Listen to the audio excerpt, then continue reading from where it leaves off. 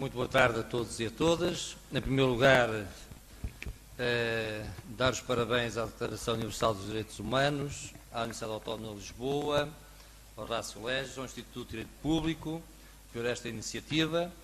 Agradecer o convite ao professor Jorge Bassal Gouveia para estar aqui hoje, sendo penalista, penso que a ideia seria abordar alguns pontos que a Declaração Universal dos Direitos Humanos trouxe de mudança no próprio direito penal no pós-1948, melhor, no pós-1945.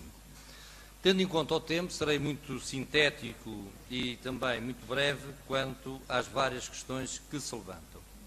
Primeiro, os membros das Nações Unidas que trabalharam para a elaboração desta Declaração Universal dos Direitos Humanos sabiam e tinham consciência que o direito penal foi usado como instrumento de imposição política e também como instrumento de perseguição daqueles que pensavam ou que eram completamente diferentes. Esse é um aspecto fundamental. Também chegávamos ao fim, houve aqui a marca, a Declaração Universal dos Direitos Humanos, depois também com a Convenção mais tarde, e a densificação do Pacto Internacional de Direitos Civis, a mudança de paradigma não apenas do direito penal, mas do sistema penal integral, aqui incluindo o penal material, processual e penitenciário. A mudança de paradigma do direito penal do autor, um direito penal também belicista, um direito penal do inimigo, um direito penal totalitário e de segurança nacional, que, como sabem, nos países da América Latina se manteve durante muitos anos. Esta mudança é para um sistema penal integral garantista e humanista. Foi um dos pontos centrais na mudança não só da dogmática, mas também da legiferação penal que ocorre a partir dos anos 50 por toda a Europa e por todo o mundo. E começa logo, separamos logo no artigo 1º, a mudança do tópico. A Declaração Universal dos Direitos Humanos consagra o ser humano, abandona o tópico do indivíduo, que é número, abandona o tópico de cidadão, que é uma construção política, no sentido de serem todos seres humanos iguais.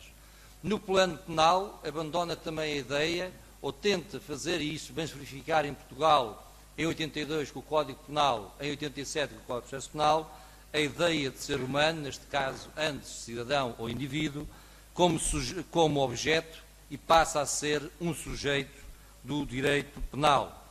Abandona também, ou leva a abandonar a ideia de que o direito penal é o direito do delinquente. Também tem como base esta construção. Em segundo lugar, assumo a liberdade não apenas como direito, mas como um princípio do sistema penal integral. Neste caso concreto, principalmente processual penal, tendo em conta que vai buscar a ideia kantiana que o ser humano é um fim em si mesmo. E este princípio estruturante do processo penal vai marcar fortemente todas as alterações legislativas em vários países europeus no âmbito da legislação processual penal.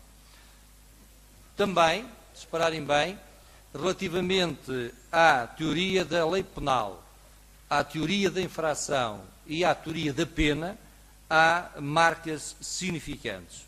Quanto à teoria da lei penal, o princípio da legalidade, que está consagrado no número 2 do artigo 11, o princípio da irretroatividade da lei mais desfavorável, neste caso, ao contrário, é a retroatividade da lei mais favorável, a validade da lei penal no tempo, também que está na segunda parte deste próprio artigo. Consagra também, relativamente à teoria da infração, tendo em conta as questões da culpabilidade ligada à autoria, traz um novo paradigma, travando aquela ideia de que a culpa pode ser transmissível, a responsabilidade pode ser transmissível. É claro que o nosso Código Penal de 2007, no âmbito da responsabilidade das pessoas coletivas, este princípio da intransmissibilidade da culpa e da responsabilidade penal caiu por terra, como sabem, por força do artigo número 8 e número 9 do artigo 11 do Código Penal com a alteração que foi promovida. Relativamente à teoria da pena, proclama-se a proibição, neste caso, das penas cruéis, desumanas. Se nós olharmos para a nossa Constituição, o artigo 30 espelha claramente esta ideia central. E se olharmos para o nosso Código Penal, das grandes mais-valências da reforma de 2007, tem a ver com a alteração que incidiu fortemente no âmbito da teoria da pena, principalmente não só pela ampliação das situações que admite a flexibilização ou as penas alternativas, mas também por uma maior humanização das próprias penas. No âmbito do direito penitenciário, consagrou-se, como sabem, com o Código Penal, com o Código de Execução de Penas e Medidas Privativas da Liberdade, o princípio da humanidade do direito penal. Está consagrado mesmo nesse Código. E que tem a ver também com esta dimensão do direito penal que se retira da própria Declaração Universal dos Direitos Humanos. No caso mais concreto do processo penal, verifica-se não só a influência na teoria do processo, muito especialmente no âmbito da teoria da prova. Em termos gerais, consagra-se a presunção de inocência, até, neste caso, não seguindo, até que a sua culpa fique legalmente provada, aqui está, neste caso, até o trânsito em julgado, o artigo 32, número 2 da Constituição, por um lado. Consagra-se também a proibição de métodos que recorrem, por exemplo, à tortura, que recorrem a métodos insidiosos, enganosos. Temos aqui o artigo 32, número 8, e o artigo 126, que têm um espelho no artigo 5º da Declaração Universal dos Direitos Humanos. Também se consagra o princípio do duplo grau de jurisdição, o recurso efetivo, que ainda hoje é muito discutido em sede do Tribunal Europeu dos Direitos Humanos, mas o recurso, e aqui relativamente à dupla aferição do mérito que é decidido em primeira instância, é consagrado no artigo 8º da Declaração, proclamado no artigo 8º da Declaração Universal dos Direitos Humanos. Temos aqui, se olharmos o artigo 32, número 1 da Constituição, e depois no âmbito penal, processual penal 399 e seguintes do Código de Processo Penal. Quanto à questão da liberdade e a dinâmica entre a liberdade como princípio e a privação da liberdade, ninguém pode ser arbitrariamente preso, detido, hoje lá no caso aqui que interessa, preso e detido. Arbitrariamente, o que quer dizer que é claro que anteriormente muita gente era presa, era detida de forma arbitrária, violando-se gravemente o princípio da legalidade, até dos positivistas, que o professor Jorge Bacelar Gouveia ainda há pouco aqui falava. Se olharmos para o artigo 27 da Constituição, relativamente à prisão, só há uma regra, que é o cumprimento de pena com trânsito em julgado, que é o número 2 do artigo 27. Relativamente ao número 3, são exceções que muitas das vezes, perdoe-me, Sr. Conselheiro, muitas das vezes têm transformado em plena regra, o que põe em causa muitos dos direitos, a sua aplicação dos direitos fundamentais.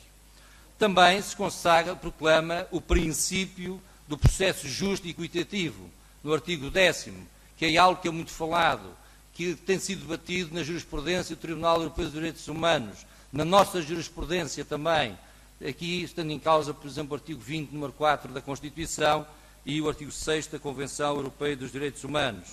Também para que esse processo seja justo e equitativo, se impõe que tenhamos tribunais independentes, que é muito importante, independentes, e imparcialidade também de todos os operadores judiciários, para que possamos então consagrar esse processo justo e equitativo.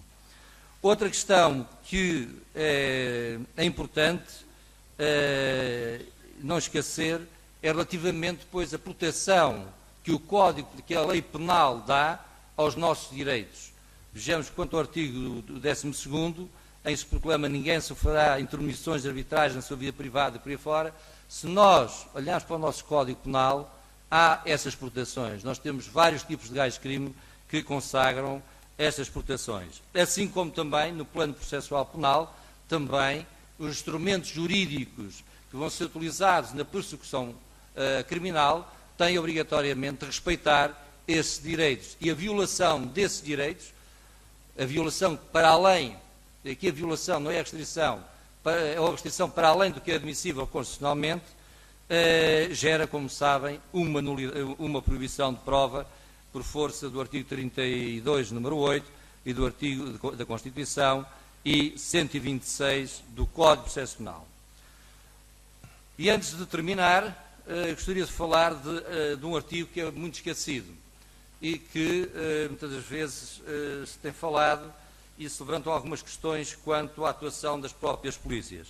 Tem a ver com a cláusula geral de polícia que está consagrada no número 2 do artigo 29 da Declaração Universal dos Direitos Humanos, que o professor Jorge Miranda trabalha no volume dedicado aos direitos fundamentais, e aqui faço uma crítica às polícias quando dizem que não têm instrumento jurídico de atuação. Um exemplo que muitas vezes se fala é porque não há lei que prevê. A cláusula geral de polícia abre esse campo, não é uma atipicidade, como alguns autores têm defendido, não, está consagrado no próprio artigo 29, número 2, sancionado na nossa Constituição, e que é fundamental e que a doutrina hoje tem trabalhado muito num princípio que é o princípio do estado de necessidade de intervenção do Estado soberano. E antes de terminar, para cumprir o tempo que o Sr. Presidente me deu, e aqui cumprimento toda a mesa, peço desculpa ter passado à frente, de não ter cumprimentado a mesa, e cumprimento, há um aspecto fundamental. Há duas obras famosas do mesmo autor, Norberto Bobbio. Ele há muitos anos escreveu e discutiu com o professor Maurício a era dos direitos humanos. E, antes de partir deste mundo, também trabalhou a era dos deveres humanos. Nós não nos podemos esquecer que eu não posso falar de direitos humanos sem falar também de deveres humanos. E deveres humanos cada um de nós para com os outros. E na relação social, jurídica, política, económica que nós temos. Até porque, foi falado aqui, nas várias intervenções, que é importante a questão da aplicação em concreto dos direitos humanos. Mas a cada direito deve corresponder também a um dever. Esse dever humano que é fundamental. Porquê?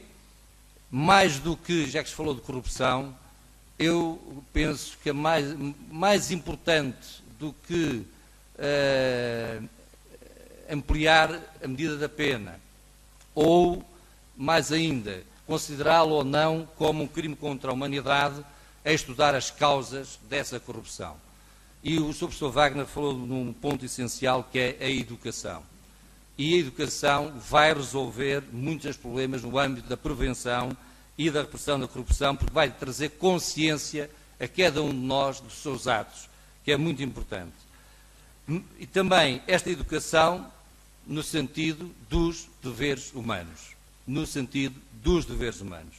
Porque, e aqui indo à nossa história, quando Dom Pedro I de Portugal, não do Brasil, resolveu as suas contendas, um amigo pessoal lhe disse: Pedro, venceste. E ele disse com um ar muito triste: não venci. Porque quem tarde vence, sai vencido. Esperemos que nunca saiamos daqui vencidos. Muito obrigado.